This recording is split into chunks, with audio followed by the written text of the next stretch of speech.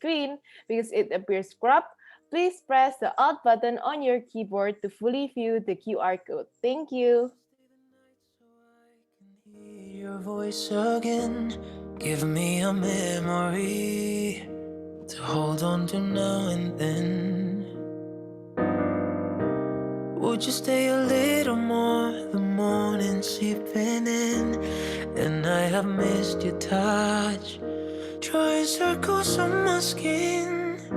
I looked up to the sky to only realize the most precious thing I wanted, it was laying right before my eyes.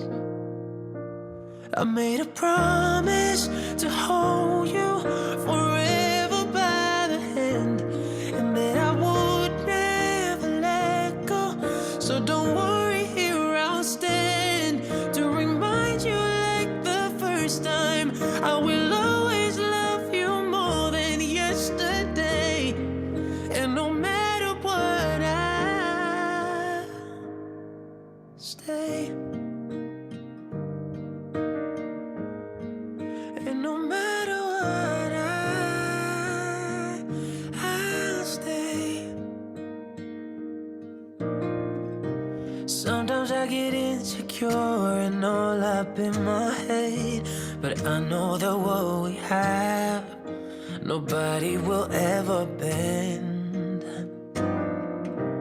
And although we might will trip and fall time after time, I'll be there through it all, dancing with you until the end.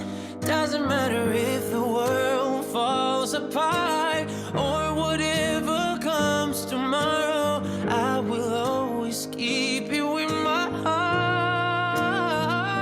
'Cause I made a promise to hold you forever by the hand, and that I would never let go. So don't worry, here I'll stand to remind you like the first time.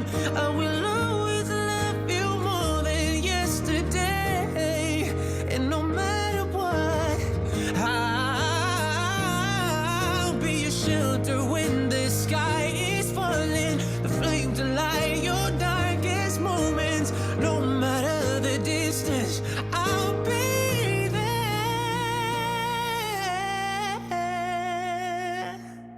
I made a promise to hold you forever by the hand, and that I would never let go. So don't worry, here I'll stand to remind you like the first time. I will always love you more than yesterday, and no matter what, I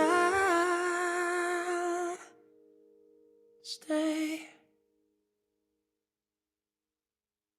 Loving you, girl, is such a lonely feeling. Whatever I say or do, I'll always be lost in you. When you told me forevermore, I must have been dreaming. This picture of you and me, or wasn't it meant to be? Jump into a cab on 59. Good afternoon, everyone. Welcome to ArchFest 2022. Before we start the event, I'm here to remind all of you to please fill in the registry in advance. You can access the link through the chat room, or you can simply scan the QR code on your screen. And if you're unable to scan the QR code because it appears cropped on your screen, please press the Alt button on your keyboard to fully view the QR code. Thank you. I'll always be lost in you. When you told me forevermore, I must have been dreaming.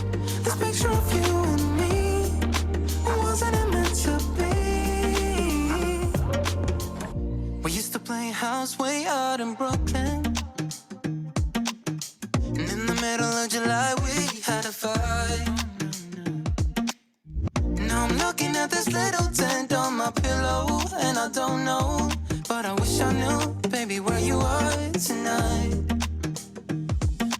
Loving you, girl, is such a lonely feeling. Whatever I say or do, I'll always be lost in you. When you told me forevermore, I must have been dreaming. This picture of you and Before we start the event, we would like to ask the representative of each team to please make sure that all of the team members have joined this meeting. Thank you.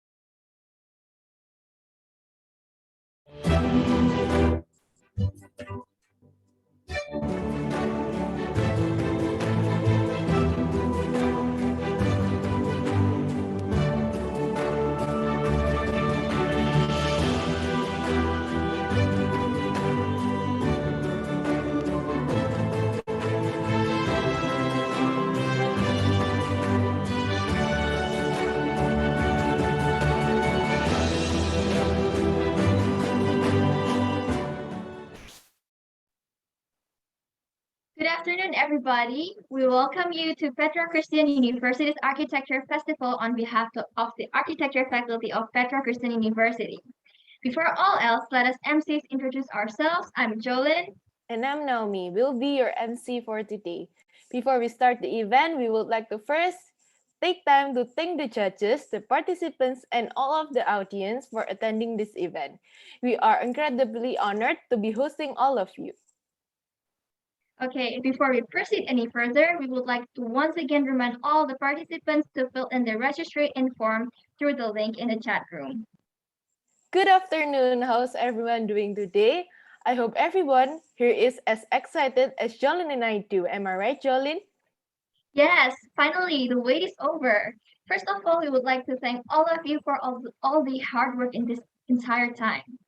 That's right. And now I think everybody here cannot wait any longer for this event to start. So what do you say if we just jump right into it? Okay, now, before we officially start today's event, it would be great if we started off with a prayer so that we can go this event through smoothly. The prayer will be led by our friend Naomi. Okay, let's pray. Dear God, thank you for gathering us here. Please bless us so that this event will go as smoothly as possible. Thank you, Jesus. Amen. All right, thank you, Naomi. I hope all of you are doing great and are staying healthy. It's really a shame that we couldn't meet face to face, but that's okay. Seeing all of us here today is exciting. As we've learned lots of things today, Naomi, would you mind reminding our audience of the activities today and briefly explain what ArchFest is? ArchFest is an international architectural design competition held annually by Petra Christian University's architecture faculty. ArchFest uses its competition theme every year as a means of developing critical thinking and problem-solving aspects of architecture in the minds of future architects. Oh, so that is what this awaited event ArchFest is all about. Yes, it's fun, isn't it? I hope everybody here is still have enough energy despite the very few hours we slept last night. Just like any other architecture students, am I right? Yes, that is so true, Naomi. Oh wait, Jolyn, what's the theme of this year's ArchFest again? Okay, so for this year, we want to challenge the participants' innovative minds in solving a very complex problem in architecture.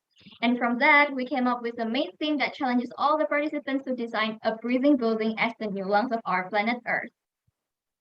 Oh yes, there you have it, guys. And since we are in the finals of an international competition, I believe today we are going to see some of the best in the world. And of course, hosting such an event like ArchFest isn't easy. And for that, we would like to welcome the head of Petra Christian University's Architecture Department, Miss Fanny, to say a few words. Okay, thank you, Jolene and Naomi. Good afternoon, ladies and gentlemen here. Thank you to each and every one of you for being here today at this wonderful moment. First, I would like to give thanks to the Lord for gathering all of us here. And on behalf of Architecture Department, Petra Christian University, I would like also to express my appreciation and also welcome to three of our judges here, Dr. Saman Swinal, Master of Arts, Doctor of Philosophy from National University of Singapore. Hello, Dr. Saman Swinal. Hello, good afternoon. Hello, it's Hello. very Nice nice to meet you. Nice to meet you all. Nice to Yeah, meet you. Thanks for having me. thank you. And also for Mr. Andi Rahman, Sarjana Teknik, Ikatan Arsitek Indonesia from Andi Rahman Architect. Hello, Mr. Andi Rahman. Hello, good afternoon, Hello, everyone. good afternoon. Thank you very much for being judges here. Yes, yeah, welcome. And then Miss Esti Asih Nurdia, Sarjana Teknik, Magister Teknik from Petra Christian University. Hello, Miss Esti. Hello, Bu Fanny. How are you? Hello. Yeah, very nice to meet you here. Nice to see you Okay. again. Yeah, thank you very much.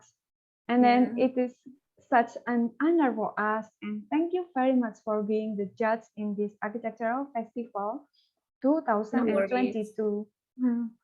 Okay, and then I would like also give a big congratulations to the 5 presenters today for your achievement and also the hard work.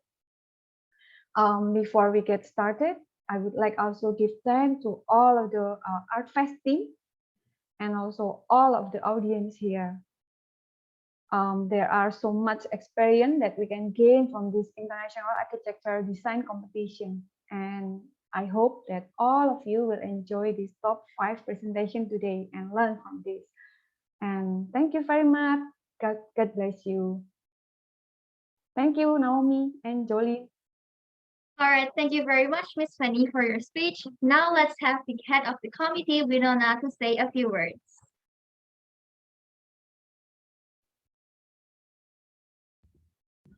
Hello, everyone. First of all, welcome to Petra Christian University's 15th Annual International Architecture Festival. On behalf of this year's ArchFest committee, we are all very grateful that everyone can gather here today to view all the finalists' presentations. First of all, once again, we would like to thank you all for coming. First, the head of Petra Christian University's Architecture Department, Mrs. Fanny, and also the judges, Dr. Swinal, Mr. Andy, and Mrs. Esti, and all the participants that have made it into the final round. It has been a wonderful journey exploring this year's theme of breathing buildings with you from the start until the end. We would like to wish all the finalists good luck. Thank you all and have a pleasant day. Okay, thank you very much, Winona, for your speech. Okay, I'm pretty sure now all of us here, our participants, also are excited for this event to begin. And I guess we could start our event anytime soon, right, Naomi? Of course, Jolene, before we start the event, did you know that not only do we have 5 amazing designs to be presented, we also have a group of well-known and reputable architects and some of the most amazing people to be our judges. Do you have any idea who our judges will be, Jolene? Of course I know who they are, Naomi, and let's reveal them one by one, shall we? That's a great idea. So the first judge is widely known for her research on the use of bamboo for her doctoral thesis in the University of Sheffield, United Kingdom. Oh, that's so amazing, right? Not only that, she also got a scholarship from the Indonesian government's LPDP or Indonesian Education Scholarship.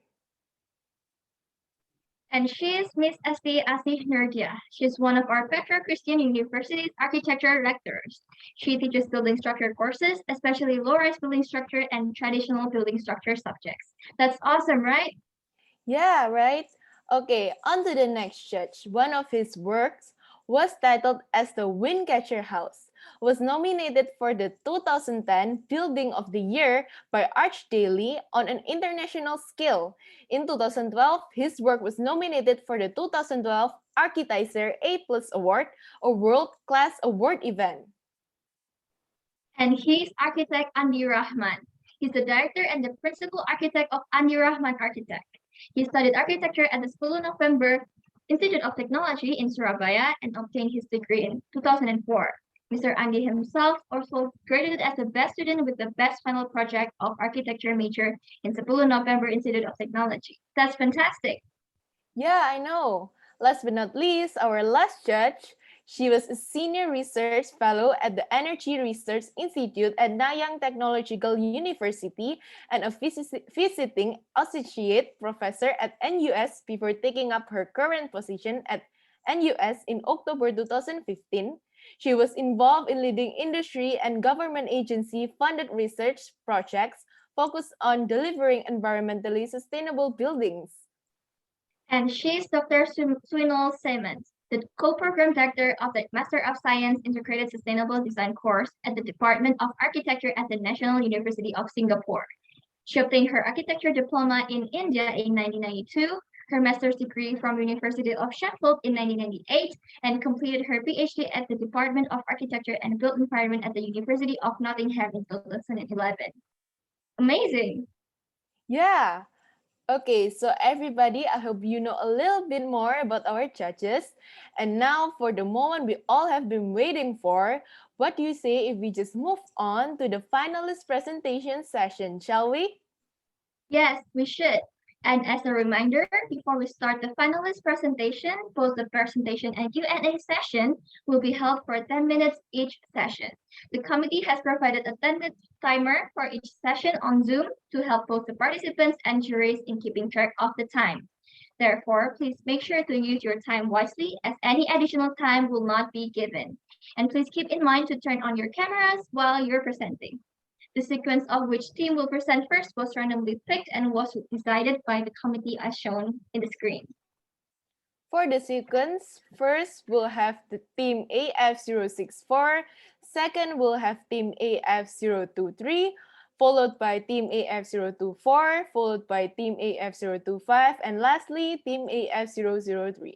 Now we present the stage to the first team who will be presenting their work, team AF064. Please make sure to turn on your camera during the presentation, and you may now start your presentation. After team AF064, team AF023 will be presenting. Therefore, please make sure to prepare yourself during the remaining time.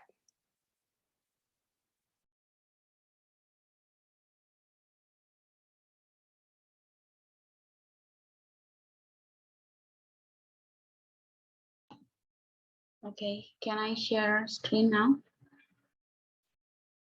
Yes, you may. Okay, thank you.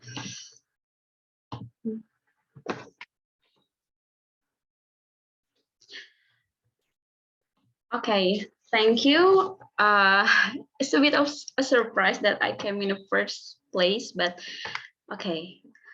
I'd like to start this presentation by asking you to look around you. Okay, because chances are you'll find one of these things. These are basic things that we use every day. Can you guess what's connecting them together? The answer is silk. Silk is a fabric material that comes quite literally from a silkworm's mouth. Because we can find it everywhere, there's no surprise that the market of silk keeps increasing every year. It's one of the favorite material out there because it's smooth, it's luxurious, and overall, everyone just loves to wear it because it's so comfortable. But we have to ask ourselves, what is the cost of comfort and luxury for our environment? Now you see, silkworm only eats one thing and one thing only, and that is mulberry leaves. That's why we need a lot of trees to feed them. Farmers often use nitrogen fertilizer, which causes greenhouse gas called nitrous oxide, and agriculture is responsible for a quarter of global gas emissions. Not only that, the use of synthetic coloring for silk also creates toxic wastewater.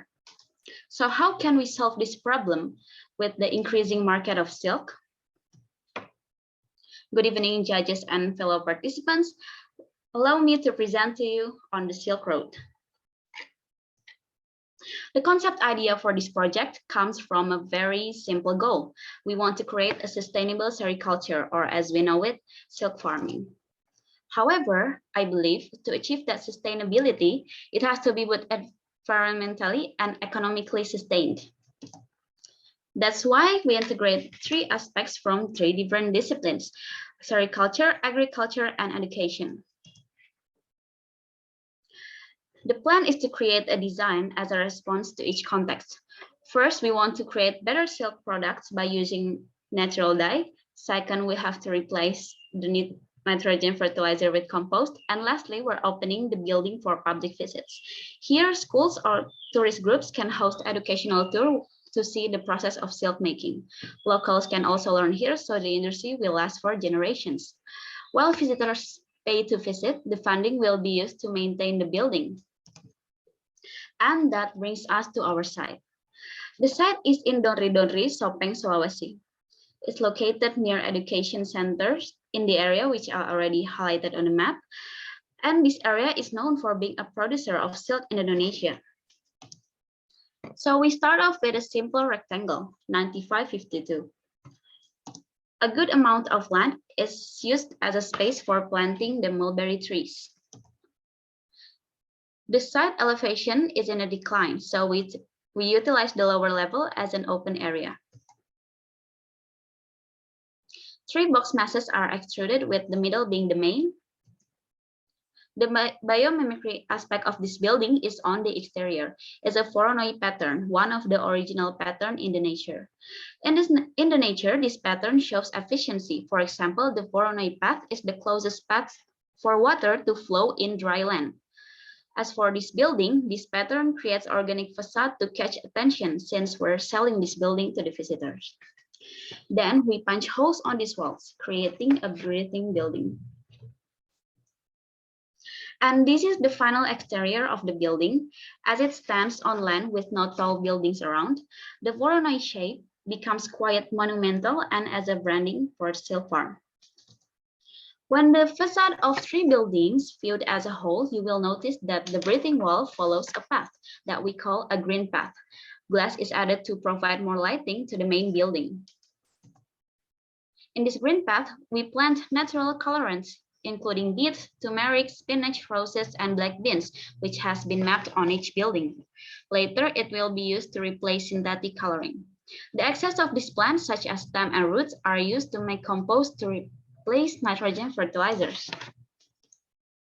Each module of the breathing wall consists of climbing plants to provide water coverage and coloring plants. Drip irrigation system is used so that water and nutrients can be scheduled. With this permeable wall, the building can save off energy costs to light the room and lower the temperature. Okay, now let's say that you're in for a tour. What actually happens inside this building? What will you experience? Now, let me guide you with this diagram. First building is introduction building. Here you are prepared with basic knowledge of the farm. You will be welcomed by this little fun space. Here is when we give you a presentation, giving you a picture on what are you going to see. The process starts with seeing earliest stage of the worm, the eggs. Since worm eggs cannot be exposed to too much light, we keep them in a room with glass barrier. Moving on, we enter the main building. Main building is where the silkworm grows. And here you can learn how farmer feeds the worm by hand feeding. First, we take the mulberry leaves from the shelf.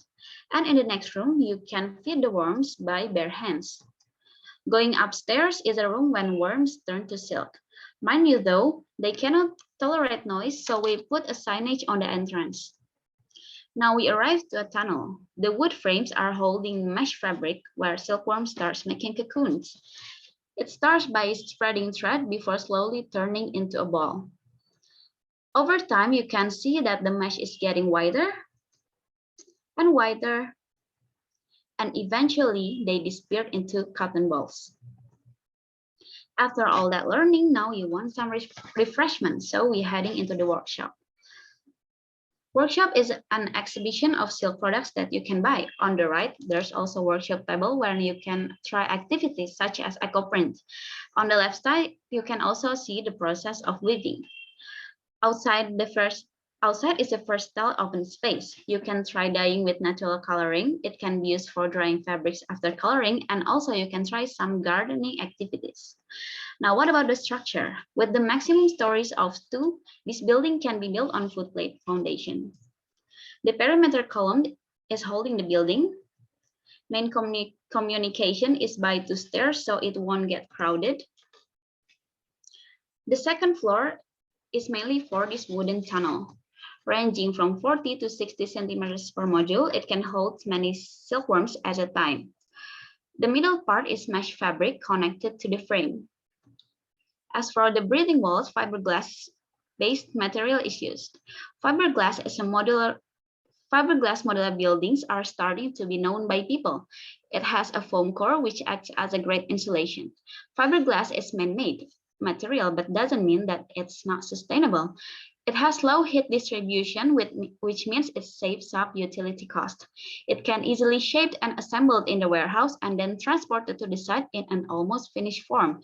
So there's only little resources wasted. And because it's lightweight and prefab, we can save up the emissions on the transportation. This is a scenario when the building parts can be loaded into a container truck. And we finish off the roof with a slab.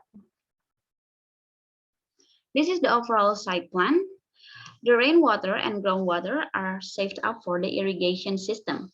The pond collects excess water, which will be reused later. This is the pond which is located between the first and main building. And this is the section where we can see the air circulation. So besides the breathing wall, this building also has windows for the air to flow. Therefore, the interior will not be humid. Okay, that's all the explanation from me. I will be closing this presentation by a 1-minute video. Thank you for your kind attention, and I'm looking forward to your questions.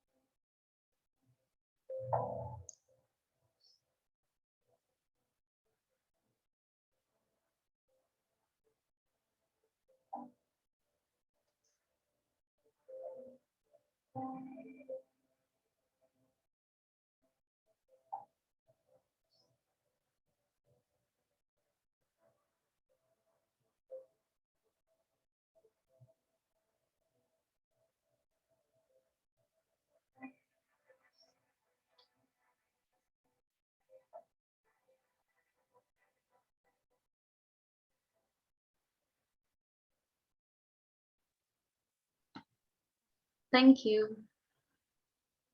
Now that we've listened to Team AF064's presentation, we're going to move on to the Q&A session.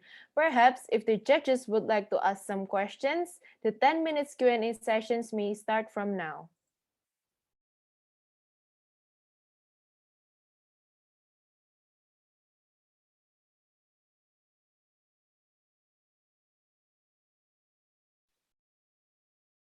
Okay, who's the first? Please go ahead, Andy. Yeah. Okay, I'll ask for the story. How important do you think this building is for the community? Because I see this building is if it is built, it will be very expensive. And what the urgency, because I see the form is very expensive, not only the construction but in the maintenance too. So what the urgency? Yes, thank you for the question. I'm going to share the screen again.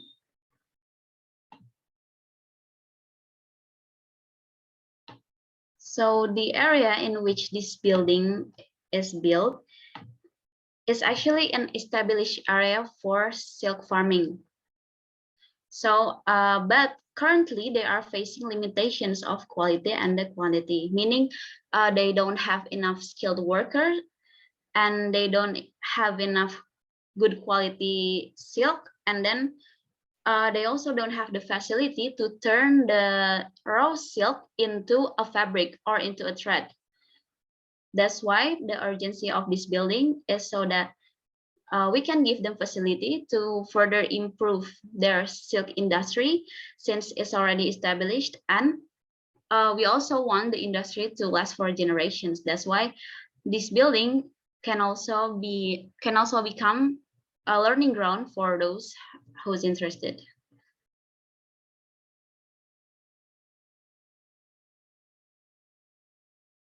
Okay. Do you have any questions, Andy? Otherwise, I jump in. Okay, maybe a little bit. And why you decided to make design like that? It's like not the people will be scared to enter this with the to that building. So it's not humble, not they are not familiar with your design. Have you think about that? Because the target for the is for people, for society, but your design is very modern, and I think it's not they will be scared to use that building because of your design. Yes, that's also what comes to my mind when I first pick the site. But again, this building is not just for the locals to have education about silk, but also we're practically selling this building to the visitors so that this building can sustain itself in funding. So I'm making it quite modern and with some unusual shapes and facade so that it will be a selling point for visitors or for schools to have a tour here. That's why maybe so the final answer is I'm making the shape quite unusual because we're also selling this building, not just for the locals. Okay, for me it's enough. Thank you. Do you have any question, Dr. Swina? Yeah, I do, but after Okay. you. Okay, thank you very much for the opportunity. So thank you for your presentation. It's quite clear, I think, and also you have a very clear idea about how to design your building and also manage the space and everything. Just a little bit feedback for your team. I think the site planning and also analysis could be improved because it will show the correlation between your building and also the community surrounding the buildings. So I quite agree with Mr. Andy that the first impression is your building is quite massive, even though it's not that massive. But when the first time I saw your building, I got the feeling of massiveness and also not quite close with that building. So probably you may improve that kind of aspect in your design. The question for me is that when we design a breathable building in our climate, as we know that our climate has a quite massive rainfall, and also thanks to the climate change, the rainfall right now become more several than before.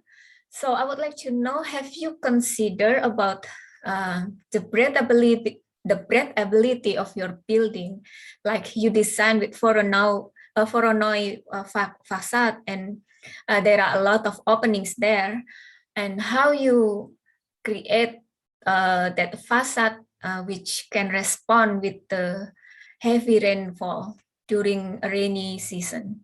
I would like to know your explanation. Okay, thank you for the question. So the Voronoi part in itself, it's actually not a flat part. So it actually has some thickness that can shade the openings. And then I also put some climbing plants before the coloring plants. So these climbing plants will be thick in the window, and it will be a coverage for the interior while still providing pores for the building to breathe. But also, if needed, there are also room for improvements. Maybe I can add more mesh fabric, or I can add more layer to it. But as far as I design it now, I think this is a good coverage for the interior. Okay, thank you. But I think that Voronoi facade system can be also developed into something that can catch the rainwater. I think it's going to be quite interesting for your building. Okay, thank you. Thank you so much. Okay. Just with time constraints, I'll kind of march on very quickly. It was very well presented, Nadia, so congratulations. I like your thoroughness of the research and the research-informed approach to design. You really kind of got involved in the process. Where I feel is, I echo what Esti said, the relationship with the site in terms of the orientation, catching the breezes, wind-driven rain, and so far is not kind of reflected in the form of the building. And while you kind of discussed about biomimicry, it was almost like an application to the facade. But for example, if you wanted to collect rain, how a facade can be stepped so that you slow down the rain, how actually the facade can grow over time, and the evolving nature that you talked about. I really like that idea. However, I didn't kind of see that explored further. Perhaps even the dyes and the natural dyes could have informed the architecture. When you talked about composting, how perhaps nature and having even a green roof and other green areas which could then inform how the composting went hand in hand, and you were trying to address some of the challenges, because the implicit nature of your project kind of indicates that you still want to do silk and sericulture, but you're adopting a more sustainable approach. So I feel like there were other opportunities that you could have explored further, whether it was more biomimicry in the form of the building rather than just the facade treatment. And it almost became like 3 blocks that were containers of the programs and the activities that you wanted to incorporate within the site.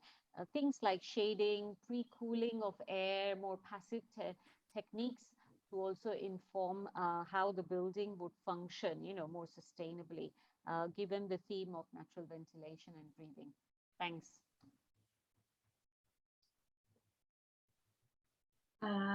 Thank you.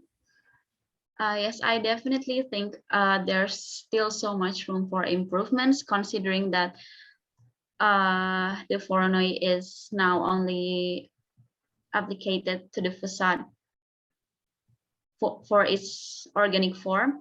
But yes, and to improve that, I think it's a job that I cannot do alone as an architect. But after discussing with farmers and other disciplines, I think this building definitely has potential, especially we can grow more on the agriculture stuff. Okay. Thank you. Good job. Well done. Thanks. Thank you so much. Nice design. Good job. Thank you.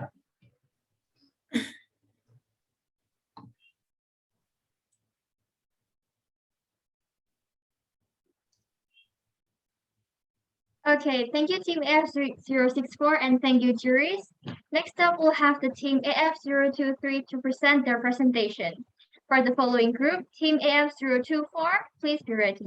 Now Team AF023, you may start now. Good afternoon, judges and fellow participants. We're from Team 23 and would like to tell you a story about our design, Silver Forest. We have concerns about the increasing pollution in metropolitan areas caused by industrial processes. The industry contributes to environmental problems such as deforestation, soil degradation, rising greenhouse gases, air and water pollution. Related to that issue, we chose Jakarta as our design site. Jakarta is responsible for 1.4% of global carbon emissions, mainly contributed by industries. Jakarta emits over 38 million tons of CO2 per year, which contributes to global warming. According to Procedure Sciences, 49% of Jakarta green open space was transformed into built areas in the past 12 years that caused the rise of urban heat island. Jakarta has also become one of the worst air polluters with 160 air quality index, indicating unhealthy conditions. When you look at the diagram, the areas affected by urban heat island are really close to industrial areas. And of course, this is not a coincidence. We chose a site in industrial area in East Jakarta as the areas with the highest temperatures in the city. Based on the development of Jakarta, slums seems to always appear near industrial complexes. So there's a need to integrate proper housing for factory workers in industrial complexes. The Silver Forest is designed as housing for the factory workers, also acting as an urban filter for pollution. The design resembles a forest-like self-sustaining environment, just like an oasis. Our main design idea is to create a rainforest in an industrial area to improve microclimate, thermal comfort, and reduce radiation rate. We use 3 principles of biomimicry: mimicking the form of the rainforest as a growing organism, mimicking the behavior of rainforest as a habitat, and mimicking the ecosystem of rainforest itself. As a housing, we wanted our design to be as flexible and organic as growing organism in the rainforest. Our initial form is a box that has an inner court to optimize the passive design and represent the community. The building can be rotated and arranged to make unique and playful spaces. The spaces resulting from this rotation can become green and open public spaces. Inspired by the rainforest, the design is composed of modules to represent leaves, which are supported by rounded columns as tree trunks. The varying elevation creates a breathing building and increase a user interaction vertically and horizontally. The modular design is based on space efficiency and flexibility provided by modular units that can be installed or moved according to space requirements. As finalization, we add building features such as a cone-shaped shading for rain harvesting, roof gardens, and solar panels. The program of each floor of the building is designed to resemble layers of rainforest. The top layer is an emergent layer where the upper leaves absorb sunlight and retain water. The layer is represented by solar panel and funnel-like structure for rain harvesting. Below the emergence, there is a canopy layer where thick vegetation blocks noises and sunlight, also produce a lot of wood.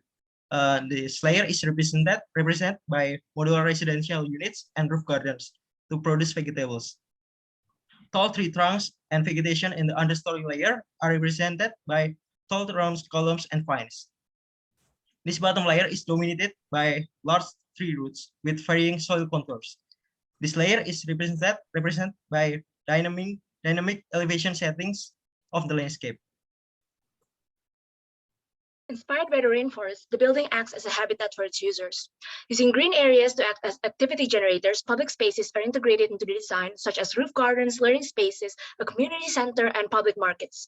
The waterscape is also designed with a supporting retention and detention pond. The pond is also integrated to the aquaponic system that is supported by a carp cultivation program.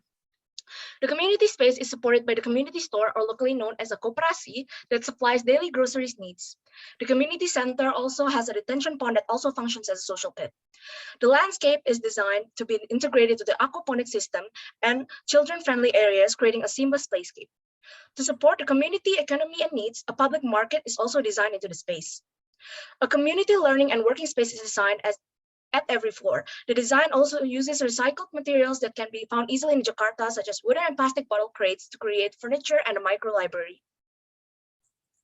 The plants designed in the landscape and the building is categorized into 5 categories: aquaponic plants located in the inner court and aquaponic systems, house plants which are planted in the balconies breeding walls, soil pollutant reduction plants, canopy and fruit trees, and also air pollutant absorber plants that are planted in the inner court and surrounding landscape. This is the perspective of the inner court. The rooftop is also utilized as an urban farming areas, supporting 2 types of plants. shade-tolerant plants, and high sunlight plants. The plants planted are mostly vegetables that could be used daily by the community. The urban farm also utilizes recycled industrial paper as growing mediums because of its lightweight and the short harvesting periods of the plants. The urban farm is designed as models using industrial recycled materials such as wooden crates and PVC pipes. It consists of 2 levels, where the bottom levels are intended for shade-tolerant plants and the upper levels are intended for high sunlight plants. Just like any other habitat, rainforests maintain balance by regulating a number of processes and working in a system. Rainforests have the perfect condition for the flora and fauna to thrive. The design mimics that by implementing basic design aspects such as wind, temperature, and lighting control. Tropical rainforest is also very sustainable and productive. The design aims to replicate this aspect by incorporating food-producing abilities, water conservation, and renewable energy. The shape of the rainforest is rooted on performance-based design, so we wrote a building performance analysis. Mimicking tree canopies as shades, the building achieved great temperature comfort, ranging between 26 and 27 degrees Celsius. Next, we do a sun hour analysis. The roof area received a clean 12 hours per day of sunlight, which is ideal for placing above framing and PV modules. We also tested the radiation received by the roof area up to 2,000 kilowatt hours annually, so this area is ideal for PV panel placement. This cross-section showed the mentioned aspects of the design. Holes in the building masses allow for natural ventilation, which also cools the building passively via stack effect. The greenery in the facade and the roof area acts as an air filter as well as insulation against the heat for temperature control. To achieve maximum light comfort, the building maximizes the use of natural lighting and supported by the use of LED lighting. Roof garden and aquaponics boost the building self-sufficiency for food, while rainwater harvesting supports the building water needs. Lastly, we place PV panels on the mentioned area with high solar radiation. Next, the design tectonics and materiality. As a housing facility, we designed several housing units that suit the needs of the residents. First, there is the family unit, there's also the module for couples, and lastly, there's the single unit. In total, this building can accommodate 434 residents. The wall module is made out of APS sandwich panel, which is recycled from industrial waste. The other modules are for commercial use, such as market unit and food stalls. There's also some sustainable design modules, such as rainwater harvesting panel, which collects rain, and with the help of gravity, channels water through a series of mechanical and chemical filtration, resulting in clean water. The system is inspired shape-wise and conceptually by tree mechanism that collects and filters water. We also designed a pallet planter module, so the module placement of the plants can be more flexible. This urban environmental problem certainly cannot be solved with just one building. For this reason, the design with its modular principle is projected as an archetype for a good example that can be used in many industrial areas. In conclusion, the importance of balancing man-made and the environment is often forgotten as we design ourselves out of nature. By mimicking the environment, we pay a nod to nature as the original designer. To help you better experience the design, we prepared a 3D architectural walkthrough for the committee. Please help us to share the video.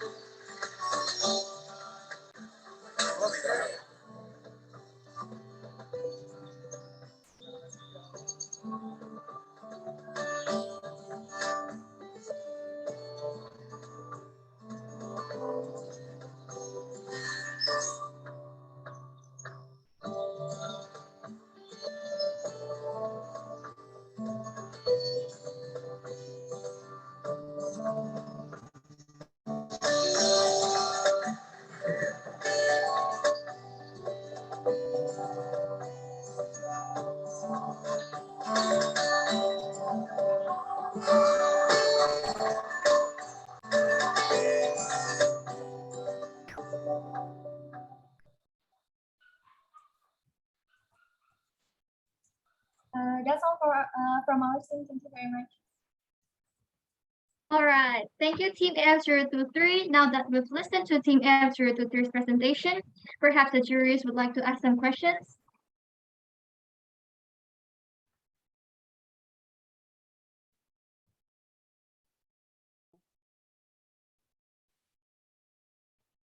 Okay, maybe I first again.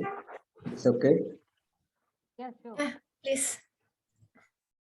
Please show to us the presentation detail tectonic form unit.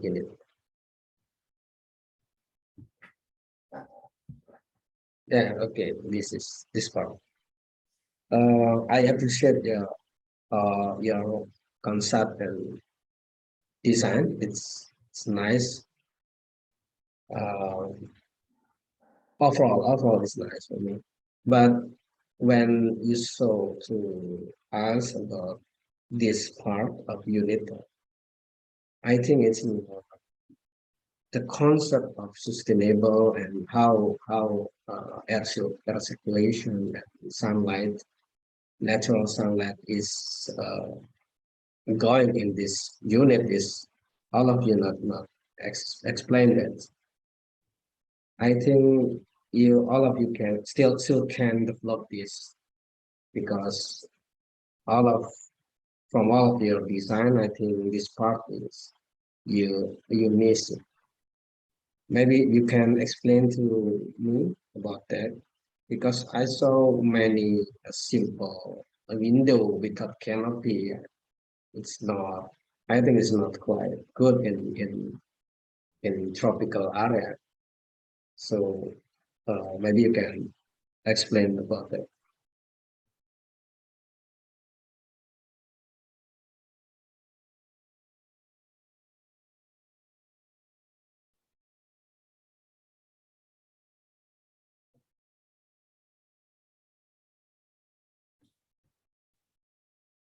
One of you gonna respond? Okay, Yeah. one. Oh, sorry. Should I respond first or? Yeah, go. Please go first. Okay, sorry for interrupting, but by this when we designed these modules, we aim for replicability first. So we try to make a simple housing module. So um, on the sustainability part, we tried by using sustainable materials such as sandwich panels and um, by the aspects of like natural lighting and such, our considerations were like because this is for workers and the factory workers usually work in the daytime, so they don't really need that much natural lighting. So yeah, that's why we consider to make a simple module by using simple openings, by using also by using simple sustainable materials such as the sandwich panels. And for natural lighting is not really, we didn't really integrate it because they don't actually need it that much because they spend most of their days working in the factory. Maybe to add to Nira's answer, because it's a housing facility, room for living, the lighting standard is much lower than that of like working space. So we believe that the openings shown here is can fulfill the standard for living conditions. Thank you.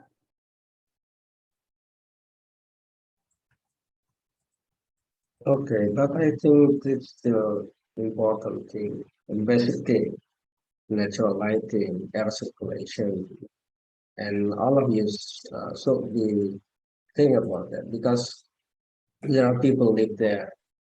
So I think work for the overall concept is good, but in the detail of unit, all of you not you all miss about that. Okay, I think that's from me. Thank you. Thank you, Mr. Andy.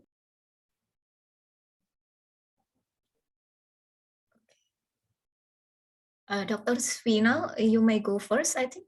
Okay, I will be okay. the last. Okay. Yeah. Thank you very much for this very comprehensive project that you have done. It was very delightful, and I can see. I apologize for interjecting, Dr. Swinell, but it seems like your voice is quite small and it may be difficult for our participants to listen. Oh, So if possible, please speak louder or closer to the mic so we can hear you better. can you hear me Thank now? you. Yeah, it's clear now. Oh, okay. I'll take my headphones Thank off. you. I can see there were multiple layers of research that you had done on, how the rainforest ecosystem works, and tried to emulate that, and tried to create. I feel like there's a lot of kind of social sustainability aspects to this project. So in many ways, it's very ambitious. I like that. It's about empowering and giving people at the lower end of society, factory workers, this kind of platform, and engaging the wider population into this. So it's a very socially empowering project, which is what I really like. I like the way you show the process, but I totally agree with Andy. You've got a range. If you look at this slide itself, there's a range of public spaces, but the units are somewhat compromised because of the overshadowing from each other and other spaces. When really, if you examine how they are tightly knit or tucked under larger volumes, that is going to compromise the air wind speeds. Natural ventilation is very important in this part of the world. It's going to affect the lighting. So I think the balance between the public and the private is really something you need to consider here. But on the other hand, I do like how you showed the process. I do like the ethos of the project and the ambitions. And I like the way you have kind of engaged the wider public into this, both programmatically, but in the way in which you arrange the programs as well at a number of levels. So there is this conversation between the residents and the wider society. So well done for that. But with restrictions of time, I'm going to hand it over to Esti. Thank you. Thank you very much. So I'm going to continue. I don't think I have a question for your team, but I would like to give some notes. Same like Dr. Swina, I'm also very impressed and appreciate for your efforts in thinking all the details and also all the research job that you have done for your design or for this building. I think your team has a quite extensive and also deep analysis and how you create the form also quite very interesting, like you stack up the boxes into a quite interesting design. So I really enjoy seeing your presentation. And also, even though it's not perfect for your materiality, but at least you already think about that, and also how about you try to accommodate the air ventilation and also the vegetation inside your building. So I really appreciate that aspect, and I think you have done a quite great job on that. And also, I'm really quite impressed how you choose the material. I can see that it's your material that you have chosen is quite makes sense and also buildable, applicable to your building. But in terms of the material and also the building design, I think for the next notes, you have to think about the maintenance issue for this kind of building, because you create a lot of openings and a lot of uncovered spaces that might be quite problematic during rainy season, or probably some space inside your building complex will be overheating or got a lot of sunlight, but another space probably lack of sunlight, or probably you will receive some area might be receive a lot of heavy rainwater. So you probably also can also consider about that in the future. I think that's all. Thank you. Thank you, judges, for the suggestion and appreciations. Maybe we can further improve the design by making permanent air permanent hole for air circulation, so the air circulation and the lighting conditions can be better. Thank you very much. I think that's all from us. Thank you. Thank you, Team AF023, and thank you, judges. Next up, we'll have Team AF024 to present their presentation. For the following group, Team AF025, please be ready. Team AF024, the stage is yours. Is my screen visible? Yes. Yes. Okay, I'm going to start. Good evening and greetings to all the judges and audience. We are from group AF024 and we are going to present our work titled Kukila. Kukila is an ephemeral intervention aiming to purify the air that provides comfort for people and ecology, while also raising awareness about air pollution, which becomes a critical concern for many societies. First, let's talk about site context. According to the World Air Quality Index of 2021, Surabaya had 54% of total days in a year in which particulate matter was measured over the WHO standard level, threatening over 1/3 of the inhabitants. Surabaya has also constantly been facing the urban heat island effect from a large number of hardscapes and factories with inadequate green space. The site is located in Jalan Raya Masjid, Karangpilang, Surabaya, Indonesia. We chose this particular site considering the fact that it is located in between a factory and residential area. Thus, the breathing building mechanism can be more impactful.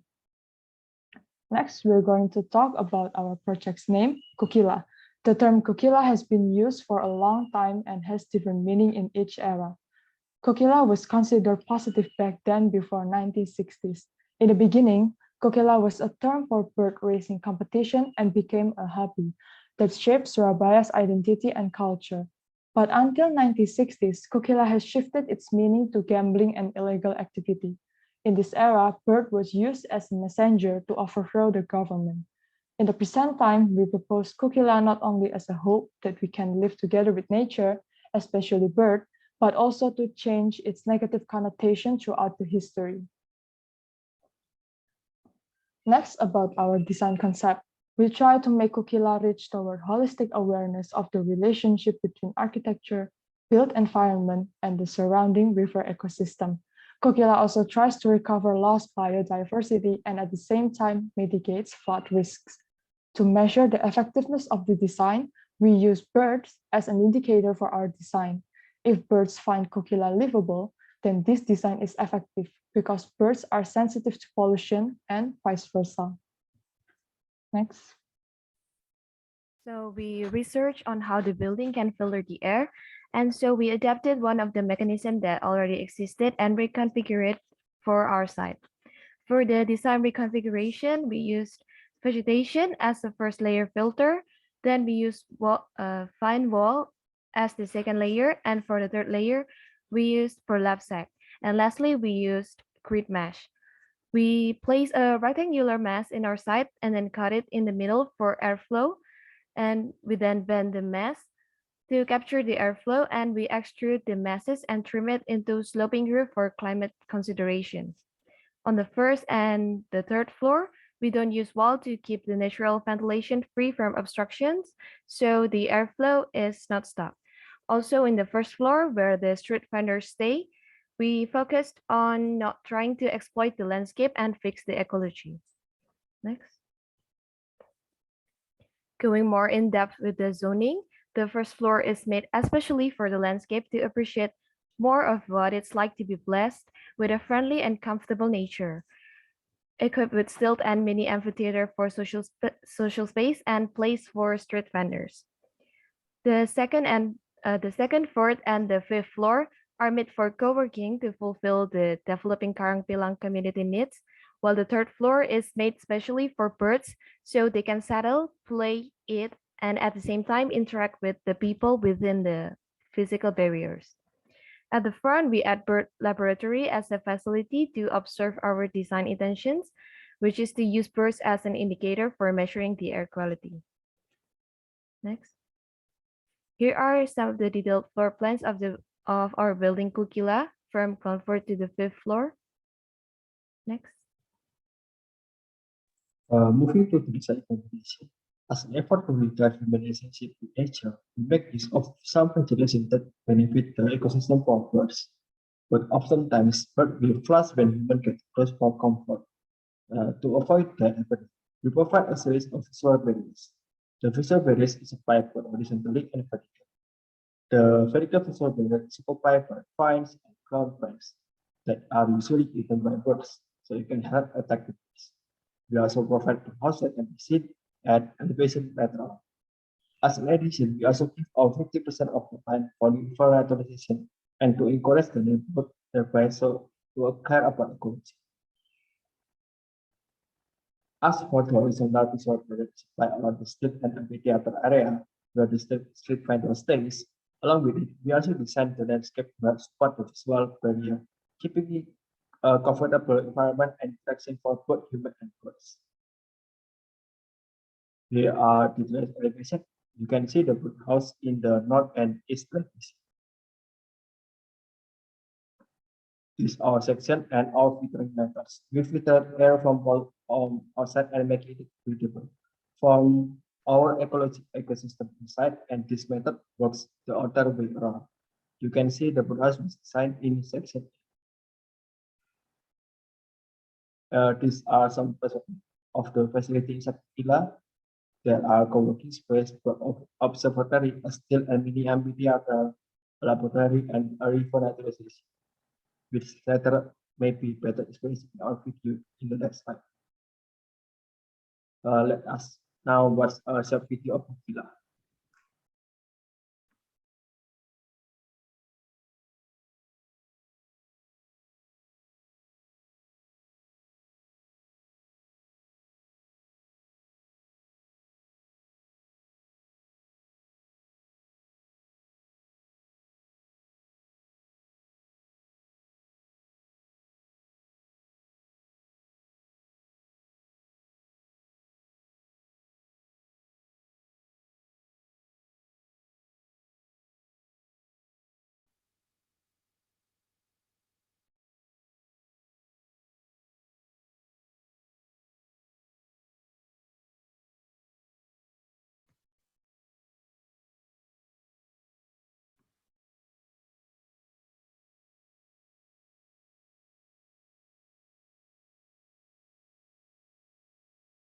And that's all about our presentation. Thank you for attention.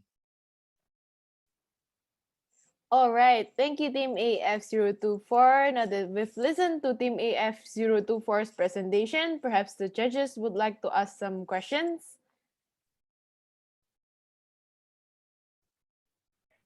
Okay, I will ask first for this group. Is it okay? Yeah, please. Thank you. So I think this group is able to understand the relationship between the site selection and also how the building might impact in the future to the surrounding environment. I think that's the good side, and I really appreciate that. And as the design, your building is nicely designed. It's quite beautiful and also makes sense to breathability factor because you create a quite thin building, so that might be very good, nice cross ventilation in your building. But I'm quite interested with the birds because you say bird is the parameter that might show how successful is your design. So I would like to know the birds that you accommodate in your building, is that only in your site or you will let the birds roaming around to the surrounding? But because if your site is good and also a happy environment for the birds, maybe the birds will be happy staying there, but not with the surrounding area. While we cannot control where the birds will flying away, and probably the birds will not happy with another or with the neighborhood site or the site next to your site. And also the second question is what kind of birds? And did you accommodate the birds to live there? Because I couldn't see any like bird nest or anything like that. And the third question is, I was curious, what happened if the birds is dying there? Is that means your design is fail or how? Thank you. Okay, before thank you for your feedback and for your question, Miss Esti. Maybe for the birds we accommodate, I want to answer the second question first, maybe. This is our birds that we accommodate. The birds we accommodate is live and found many in Surabaya and this Karampilang, like that. So we can found these birds around the site, like that. For the first question, we want to make this design impact throughout the environment. So we want to make this design impacted the environment so that these birds can live in this environment, in this design.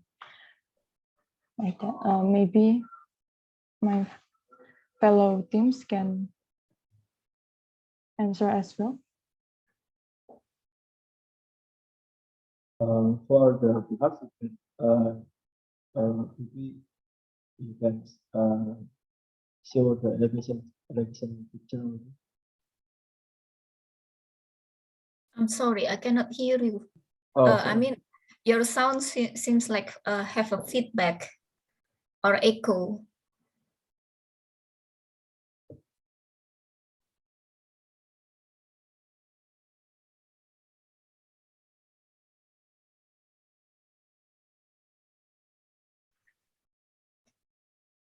Yeah, maybe one of the others can take this question because I think, Johan, in your presentation as well, I was struggling to understand you. I think there's some audio issues. So maybe your teammates can perhaps respond. That would be better. Yeah. Can somebody else jump in and start to respond?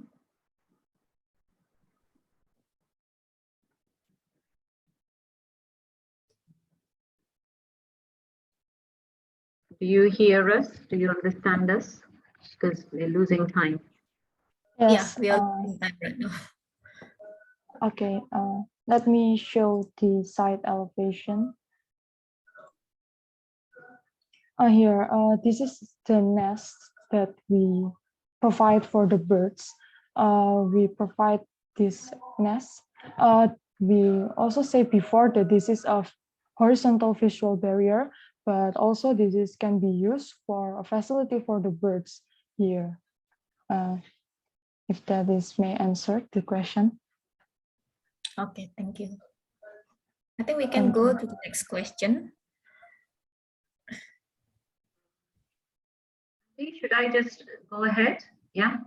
Yes, please. Okay. Yeah, I echo what Esti said, and I do think that you've thought of the form, which is far more lean to allow for natural ventilation. I like how you use the filters, a series of filters that allow for the birds or allow for the pollution to be filtered, but at the same time create shading, which is one sweep at lots of things, which is a very clever way to filter out things, right? I wasn't so sure, like for this specific bird species, whether you did the research to understand at what heights they flow through. You know, at what heights do they typically fly?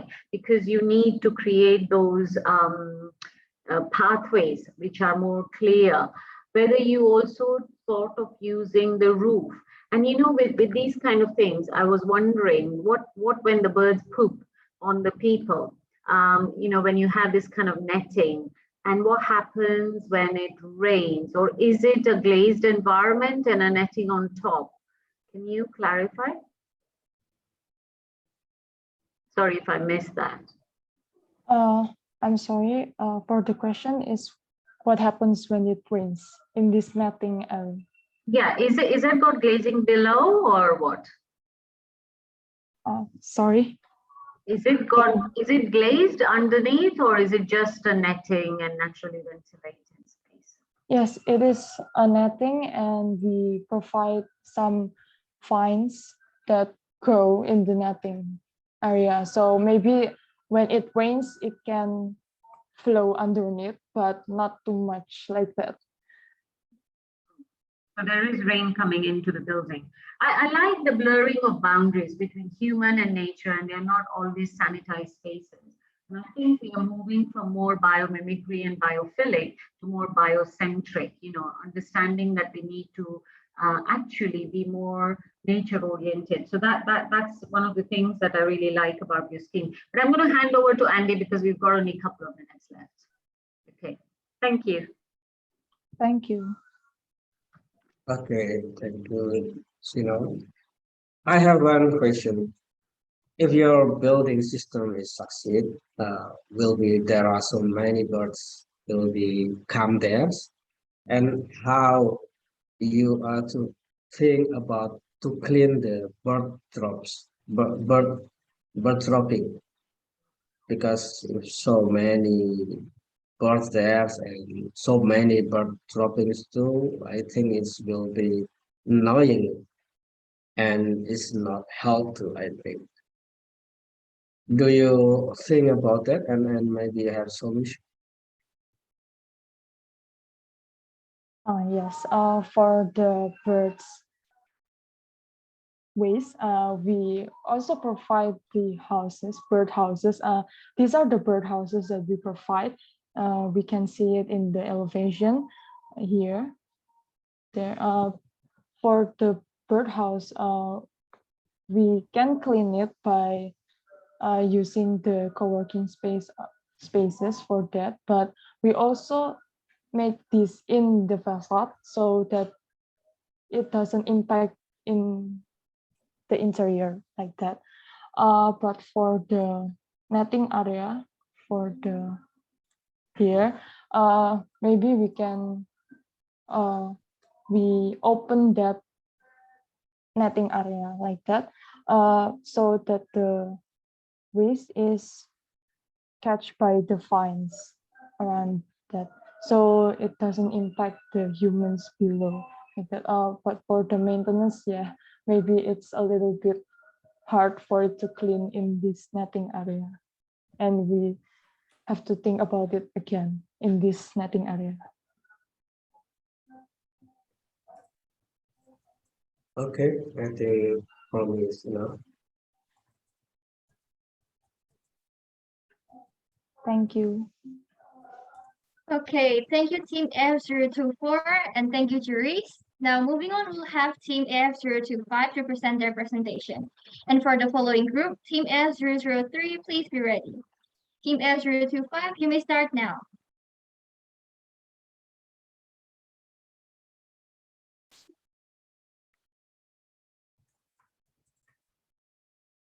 Okay. Good evening, everyone. We want to present our project. The name is Akar Nusa. Consists of Akar means root, Dara means blood, Nusa means archipelago. Okay, next. Okay, Akar Nusa, Akar or root. In accordance to the breathing building theme, we took inspiration from mangrove roots, which function as oxygen and nutrition supplier for the plant and also protect the coastal ecosystem of Ambon. Dara or blood is the circulatory system of human body circulates nutrients and oxygen throughout the body, with the hope that species can continue to be distributed and increasingly famous throughout the world.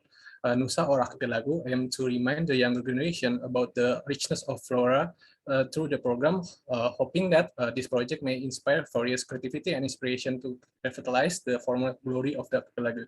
Next. Okay. This project located in Ambon.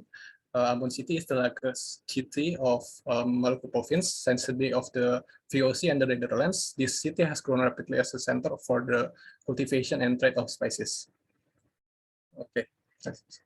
The issue I have four. First is mangrove exploitation, and two is algal blooms, which is caused by the odd shape of the bay, increased waste pollution, and disappearance of mangrove forests, which perversely help increase the water quality. Third is the disappearance of fish on the coastal areas to the mangrove forest disappearance. And the fourth is the lack of knowledge from the younger generation about species. Next. Okay, the first site analysis is show the roof mapping of converted mangrove frame in Ambon. And the second image show the rough mapping of the location of algal blooms events from various sources. Next. And third image show the urban image analysis around the site. The site is surrounded by artillery roads and surrounded by a landmark like Merah Putih Bridge. And the fourth image show the zoning function around the site. And the fifth image show the climate at the site. And the sixth image show a building shape around the site. Okay, the project approach from the breathing system, the process of moving air into and from the lungs to facilitate gas exchange with the internal environment, mostly to flush out carbon dioxide and bring in oxygen, make us live and grow. And the system applied to building programs, exchange to produce energy, grow to expand, and life to sustain. Next. Okay, the exchange from the algae, exchange carbon dioxide to oxygen, can produce electricity to turn on other programs, live from the botanic method and aquaculture to make building and program sustain, grow from spice museum, restaurant, amphitheater to grow and to be known. Next.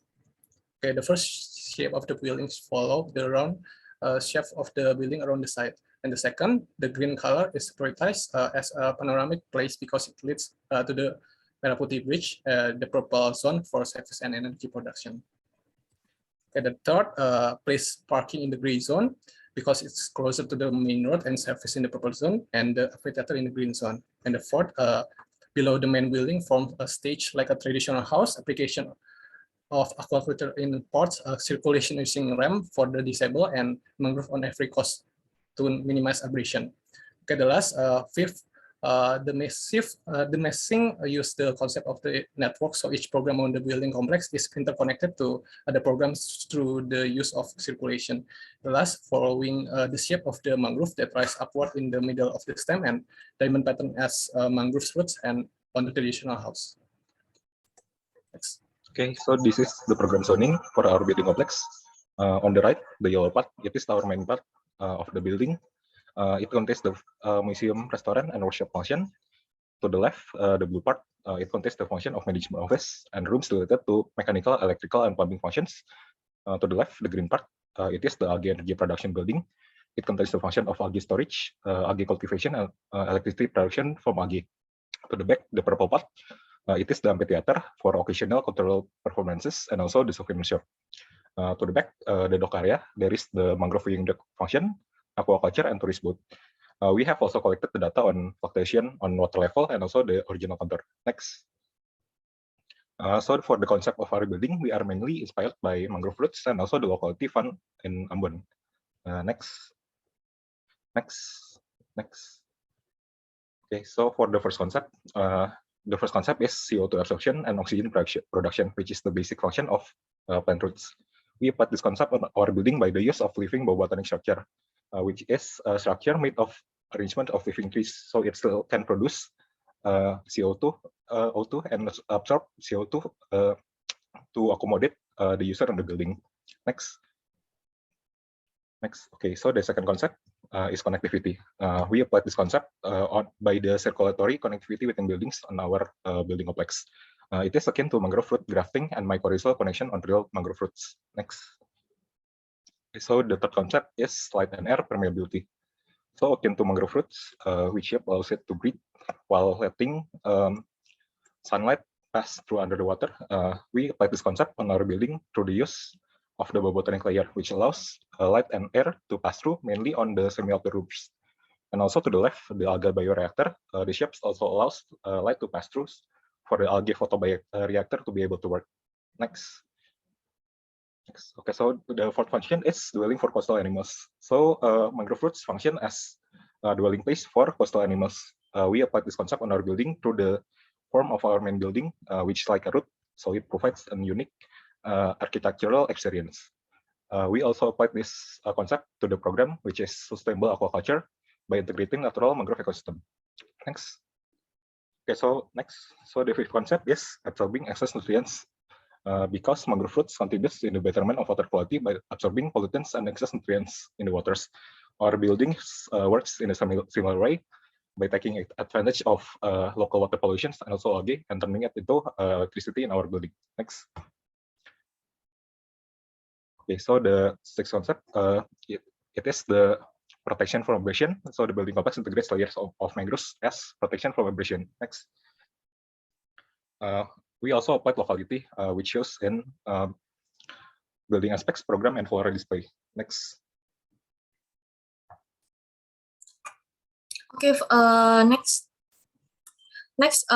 for the floor plan, the first floor consists of restaurant and exhibition of spices. Left here is management building and algae energy production building. Here is the amphitheater, and this is the aquaculture and the docking. Next, the second floor consists of indoor and outdoor restaurant, and it's connected to the algae energy production building and also amphitheater. And to the third floor, there's spices and fragrance exhibition. And also the fourth floor, it is connected by ramp to the viewing platform. And this is for the elevation. This is for section of material. We use this type of material: wood, steel, bamboo plywood, algae, concrete, and bobotonic. This is for vegetation that we use. We use a reservoir apiculata, clove tree for the spices, Platanus achirophylla for the biobotanic, Terminalia catapa, and microalgae. And for the MFP, we divide it into two, where the energy is mainly produced by algae and algae energy production building by going through the certain system and machine. And for the plumbing, water is being processed in the management building. And this is for the detail. For the dock, we use bamboo as the plank, and we use the Rhizophora culata for the species of the mangroves, which is common in Indonesia. And this is for the biobotanic. We use a self-watering system where it flows to every plant pot, and then after the plant grows, we took off the steel beam and column. And then this is for the rendering, and this also I want to show you about the video about our project.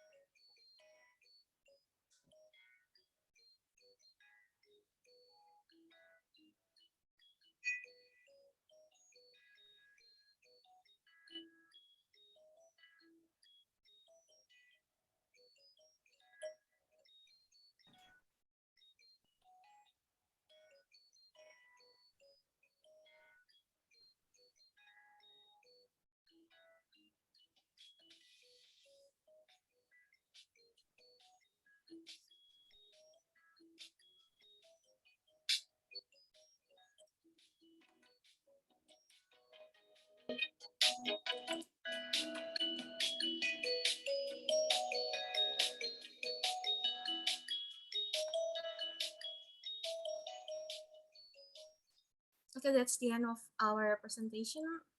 Thank you. All right, thank you, Team AF024. Now that we've listened to Team AF025's presentation, perhaps the juries would like to ask some questions.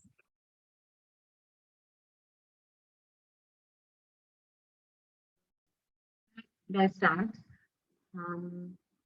Thank you for the presentation. It was a very strong kind of site analysis and climatic consideration, very interesting and curious mix of programs.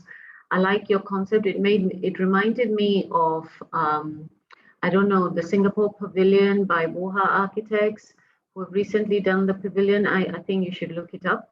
It kind of echoes some of what they have done. What I particularly like about your project, and I compliment you for this, is building is providing ecosystem services. of carbon sequestration and increasing the oxygen. So that is really good. Beyond this, though, I do think that you have kind of followed the concept of biomimicry and really looked at materiality and so forth. Now, to me, the question often when some of my students have done this kind of research on waterfronts is how much you can disturb the mangroves. And I wonder whether you had considered this when you started to put this extensive walkway structures which have got elements coming down, and how that would disturb, because the mangroves are not like well mannered and the roots are kind of spreading, and how much research you kind of undertook to create this extensive kind of walkway within it, because you don't really want to disturb that mangrove area.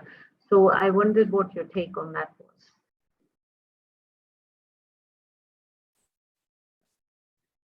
Anyone?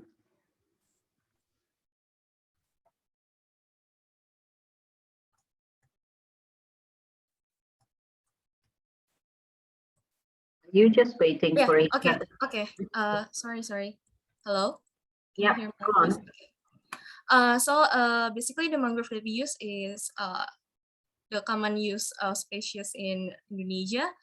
We decided to use the mangrove itself because we want to make more of use the mangrove itself.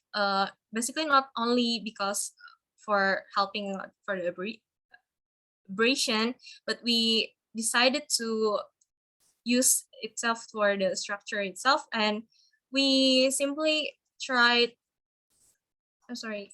Okay, this is this is one of the use of the mangrove that we use. I'm sorry. This one.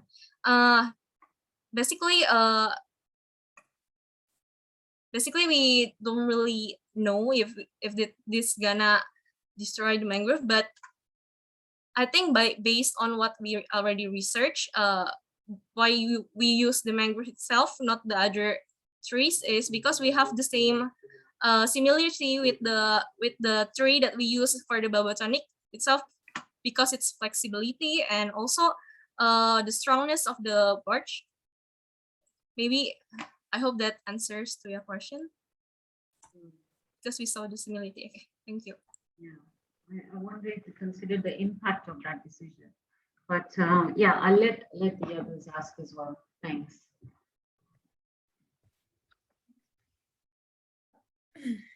Okay, maybe there's secondly, isn't it?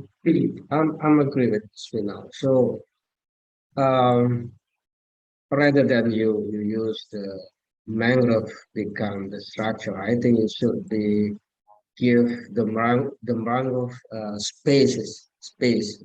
So you let the mangrove grow natural, and the decking is surrounding between mangrove.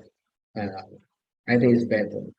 So we trying to keep the mangrove natural, so not use that mangroves for the structure, because it's natural. So the mangroves will be growing, and we can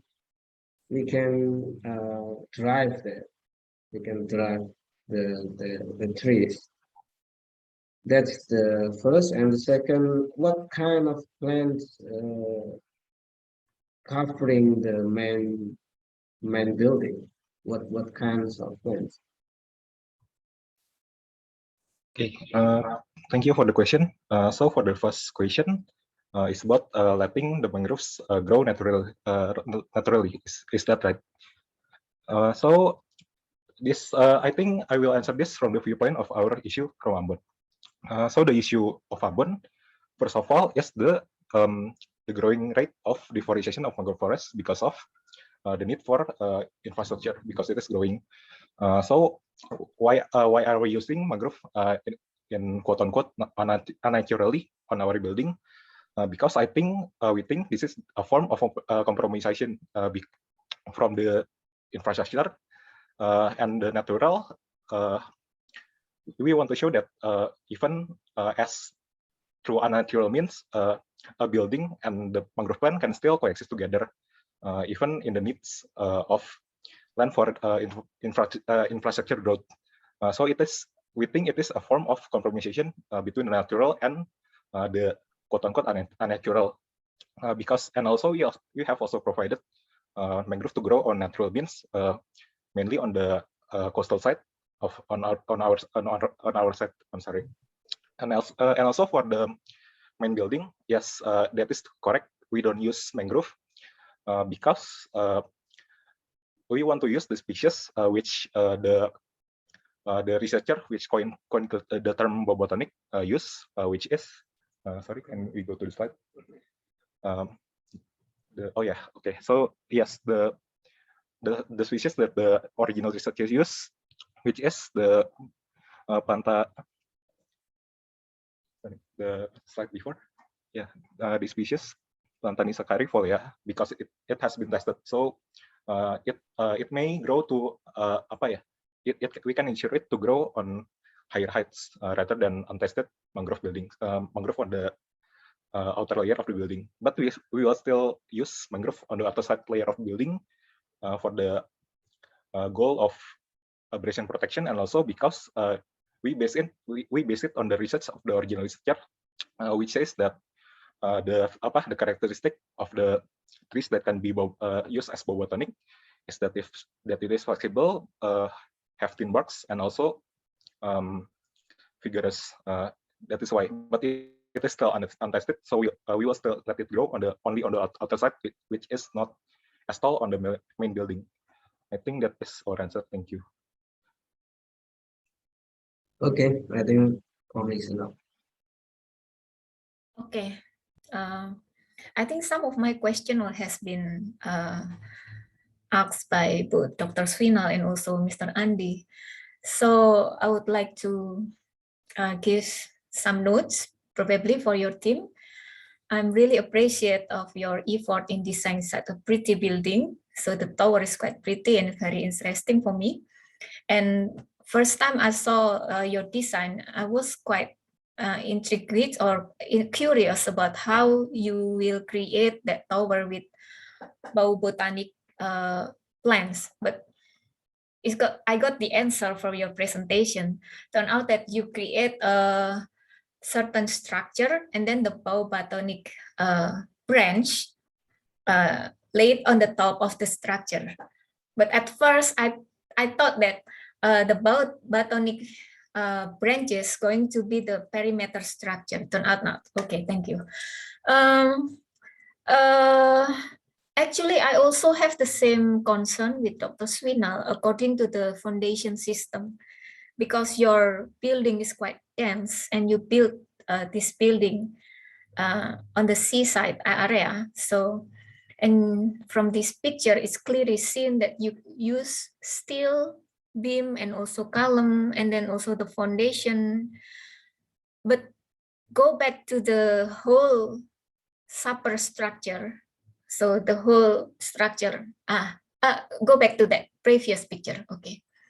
If I see this building structure, I don't see any correlation or suitability between this building structure and also the foundation. I just, if I see these two drawings, I have an impression that the foundation might be for another building, but your building is there. So with kind of building, I have an impression of heavy foundation, probably like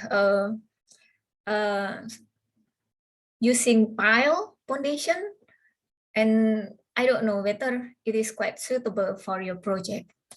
I think that's all. If the committee can give additional time, you may answer my comment here. Okay, so as the duration is over, this is the last chance for the jurors to wrap up the Q&A session. And before we move on to the next participant, if there aren't any more questions, Team AF025, you may give your closing remarks. A short one, that's okay.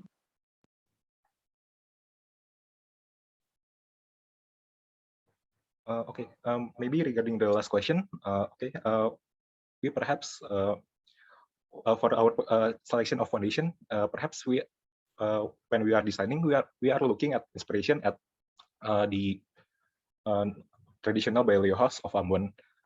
Yeah, but maybe when applied on such a high structure, yes, yes, it's probably true that the foundation isn't really matching. But yeah, the basis of our choice with the raised flooring is the traditional foundation of the Bailey house in Ambon. Yeah, maybe that's all. Thank you. All right, thank you, Team AF025, and thank you, juries.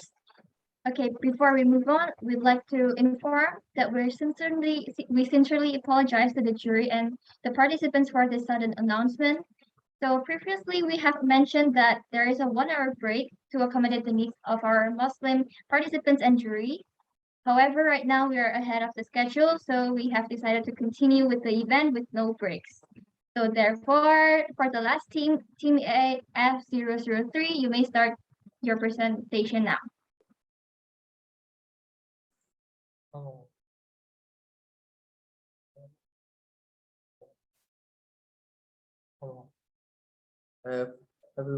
Everybody see our presentation? Good evening, dear judges, Yes. committee, and all of the participants. Today, we would like to present our design approach related to breathing buildings, the mangrove village. COVID-19 pandemic is an ongoing global pandemic, and it's been one of the most deadly pandemic in history. No wonder if this pandemic have a great impact to public stress level and mental health, including Surabaya, Indonesia. According to national media Jawa Post, there is significant increase of mental illness and depression in Surabaya, which makes adult tends to seek nature tourism as a solution towards their problem. Unfortunately, the citizen tends to seek natural tourism out of Surabaya, such as Batu, Mojokerto, etc., without knowing about their beauty of their own mangrove forest, which make the ecotourism in Surabaya has a significant decrease. Actually, mangrove has many environmental benefits, such as provide nutrient and habitat for coastal ecosystem, stores 5 times more carbon than tropical rainforest, to combat climate change, protect aquaculture zone from abrasion by adapting to sea level rise height. Therefore, the purpose of the building is to give value of the beauty of the mangrove, creating a compact and autonomous place of solace, wherein one can immerse themselves within the lush mangrove forest while providing natural protection, ecosystem, and supervision for the mangrove rehabilitation program. So mangrove village has a function as an extension of the mangrove ecotourism center Surabaya. While ecotourism focus on education for children and family, mangrove village focus on providing the solution for public stress problems, providing relaxation and recreational functions such as spa, health mangrove cafes, house, and yoga space. This also means a great impact with occur for coastal community. Mangrove local product will be promoted, increasing number of visitors, increasing generation of employment, therefore increasing local economy. The site we chose was located in Wonorejo, Surabaya. We chose this area because it's giving people the experience from the site inside the mangrove forest, open up all the way to the sea. This area also has a potential for mangrove rehab. Also, we don't want to disrupt the aquaculture zone and illegal fisherman village. So the idea from the firm is start with reconstructing traditional separated structure components such as the breakwater bamboo, the building, the planting area. First, we use the information to create a natural breakwater module. Then each of the circle is a mangrove planting pots and being the foundation for the building. These pots give the people the access to maintain soils and nutrient condition for the mangroves to grow. Also, mangrove to produce nutrient to nourish marine water and provides habitat for small sea creature. As the mangrove grow, more sediment trap, therefore stabilizing and developing the coastal area. The bamboo ponds foundation then extended through form an arching column that bring integration for the wall structure. The main column is biomimicry form of mangrove roots. This arching main column structure is definitely much more stronger than the traditional of bamboo building. The form symbolizes that human and nature can live together in an effectively shared space according to what each organism needed. Mimics the curve of a leaf, producing a wavy roofline, avoiding any pointy corners created. The building is acting like a mirror, reflecting the surrounding landscape, creating a new level of connection between people and the mangrove environment. Our design consists of three masses: the main building as healthy cafe house, secondary building as lobby and sitting area, and another secondary building as spa and yoga. For this structure, we hope in 10 years mangrove will grow, helping the forest ministry plan to be accomplished. As a result, this building will become a breathing element for the entire planet. To achieve that, the building also provides access to maintenance such as trimming, watering, and soil stability checking.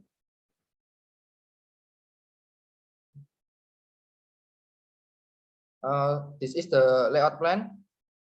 And this is the main building floor plan, consists of open kitchen, minibar, sitting area, multifunction space, toilet, staff, and maintenance area. And what you're seeing here is a secondary building floor plan, consists of open yoga space, spa room, both for female and male. What you're seeing here is the lobby floor plan, consists of receptionist area, storage, and sitting area. These are the west and south elevation plan. What you're seeing here are the east and north elevation plan. This is the main perspective. For more spatial experience will be explained through the video.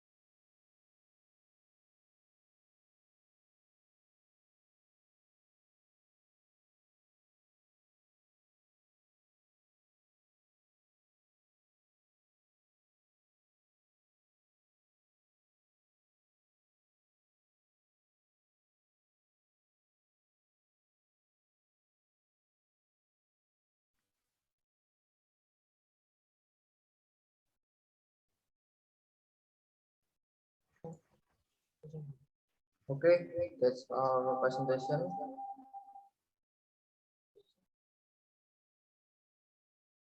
Thank you.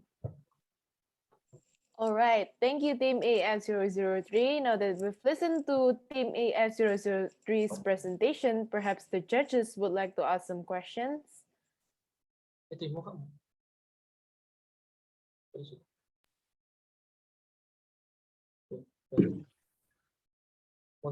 Okay, maybe I'm the first. I really enjoy your presentation. I think it's really good design for me. How you preserve and respect to the mangrove and how you use local material for the structure. It's really good. My question is the structure is you use bamboo, right? Correct? Yes, we use bamboo for the structure. Okay. Bamboo is good. We because it's our local material. But have you think about how to maintain that bamboo?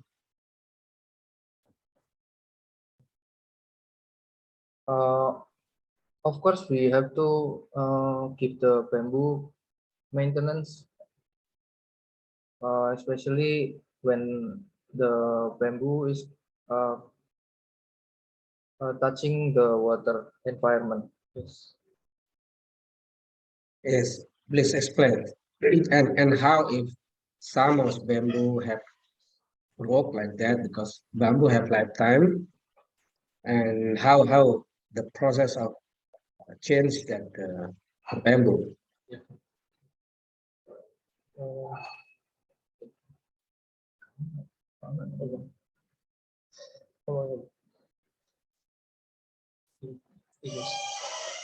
So for the maintenance, we use the special finishing for the bamboo, and also we target the building to be not for more than 25 years because the function is maybe already finished, but we hope that after 25 years the structure will when the structure starts to degrade, the mangroves will grow freely as the structure starts to degrade. Okay, so is this temporary, not long lasting? Temporary building. We aiming for the temporary as long as 25 years of use the as a building. Okay, and the second question, what kind of the structure below the water? The foundation, what do you use? For the foundation, we use bamboo pile and also use concrete for several parts of when the mud is not strong enough to hold the structure. Yes, okay. Actually, there are the others alternative. You can use woolen wood. This is local wood from Malaysia, and it's very good to when we use for foundation in the water. That's I think is not for me. I think for me that's all. Thank you. Okay, thank you.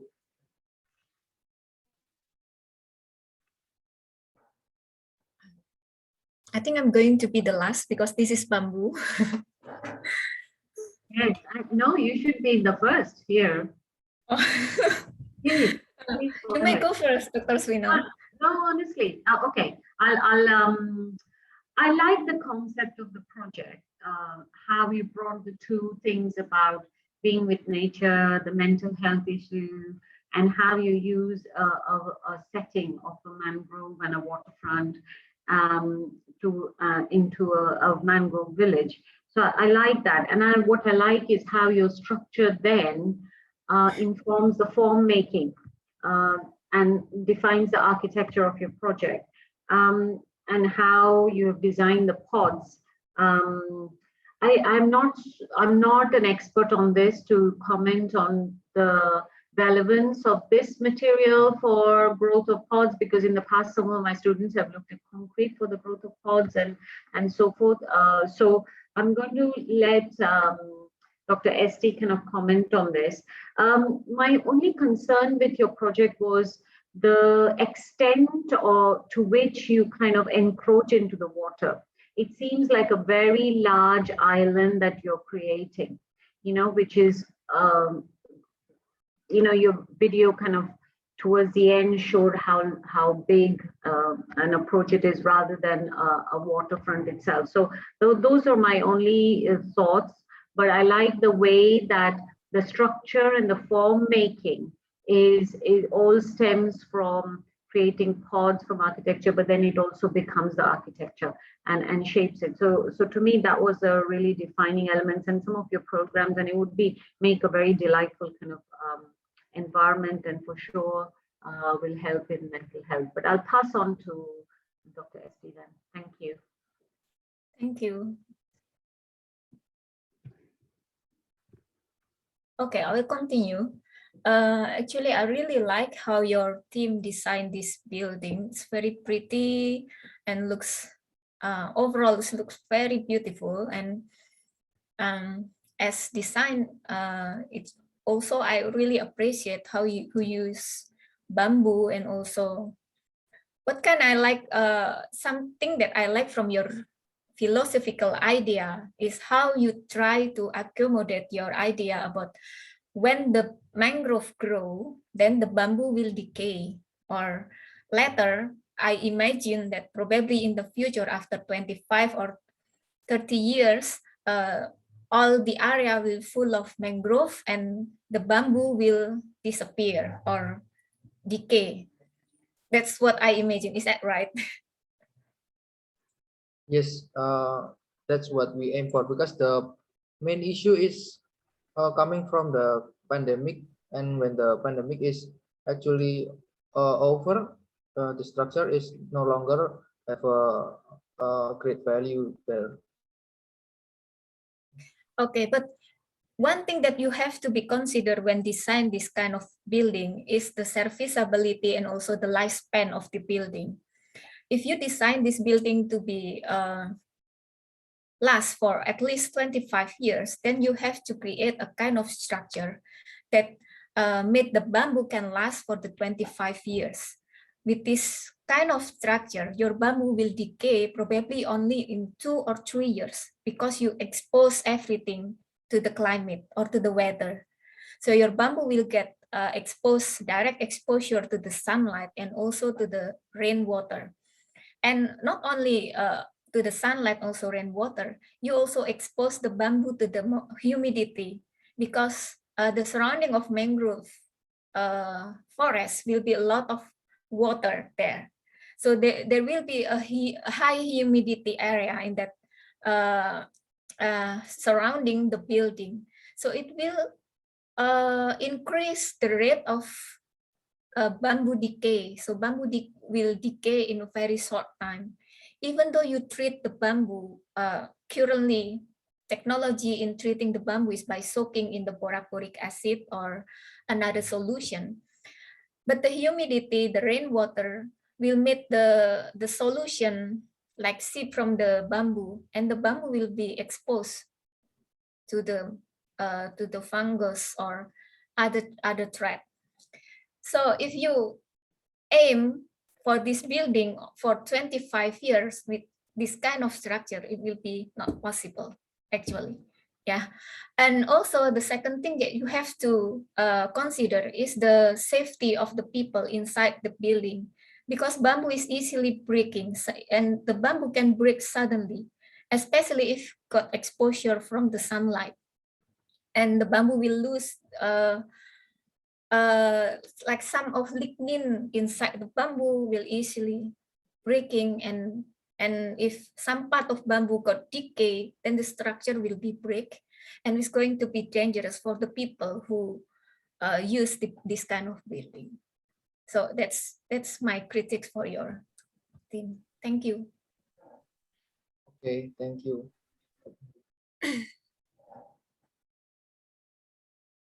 We naively think that our structure will be like the existing traditional mangrove ecotourism center besides this building. So we think we take an example from there.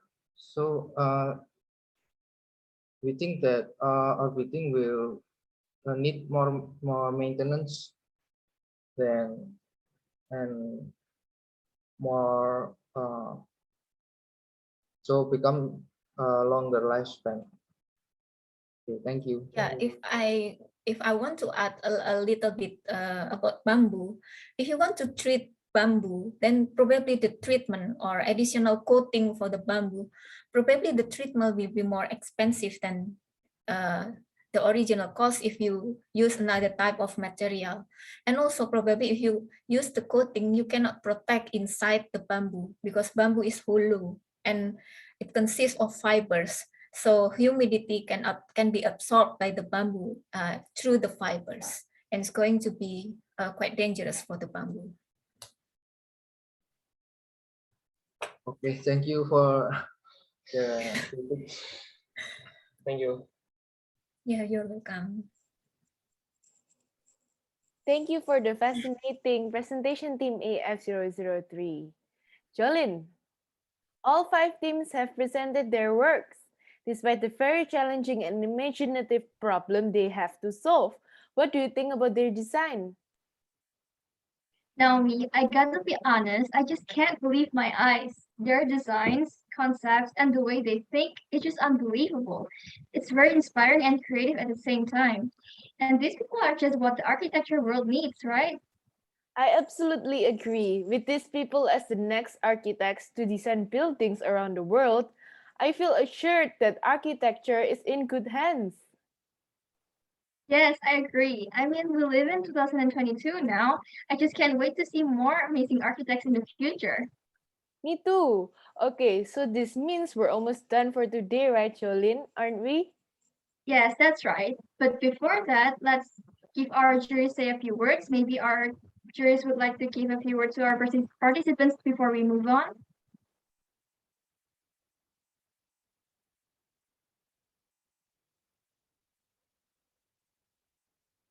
Thank you everyone for the presentations and thank you to the hosts as well. I'm very honored to be part of this. It was great to see all the presentations. I enjoyed the differing approaches, the sort of process, the clarity in which you presented, and how you came from sort of different angles to what was set as an exercise as part of this competition. And I like the research informed approaches. There was some level of rigor in terms of understanding the issues that we face and perhaps whether it was materiality or particular concerns that are presented to us because of climate change. And so I applaud every group, and I think you've set us a very tough challenge to decide. But I would like to emphasize that all of you are winners. The fact that you've got to this stage. So well done all of you, and thank you very much for your presentations, and good luck to all of you. Thank you. Thank you very much for the wise words, Dr. Swinell. After hearing what the judges said, I feel very inspired. Thank you for inspiring us.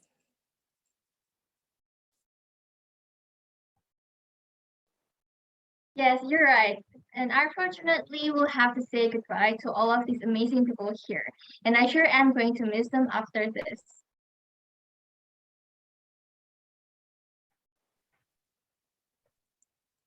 That's where you're wrong, Jolene, because before the session ends, we'll be taking pictures for this event. With that being said, we would like to ask all of the participants, judges, and committees to please turn on your cameras as our documentation division will be taking pictures for this event. So everybody please turn on your camera. Okay, hello everybody. I will take the photo. Please turn on your camera and get ready. Since there are a couple of slides, please hold to your pose for a while. Say cheese.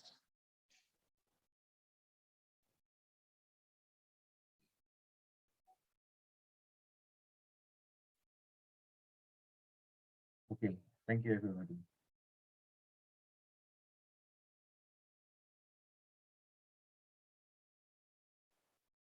Okay, thank you very much for taking our pictures, documentation division.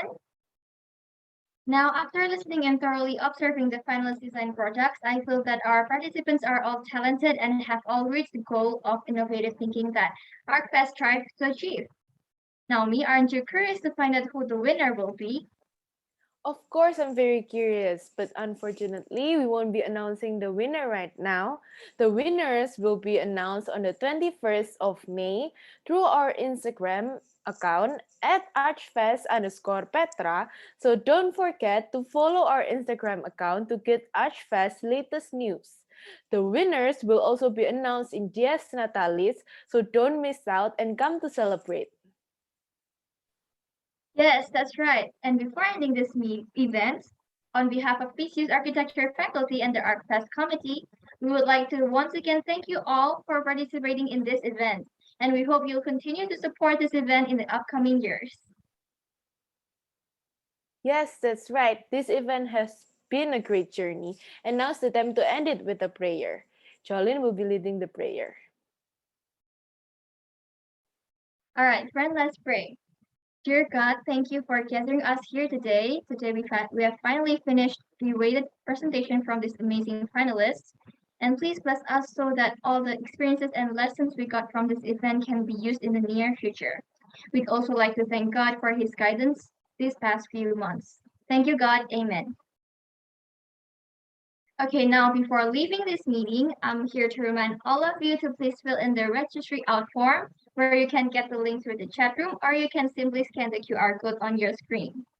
And if you're unable to scan your QR code on your screen because it appears cropped, please press the Alt button on your keyboard to fully view the QR code. Thank you. Okay, thank you all again on behalf of the Petra Christian University Architecture Department and the ArchFest Committee for giving your precious time and effort for today's event.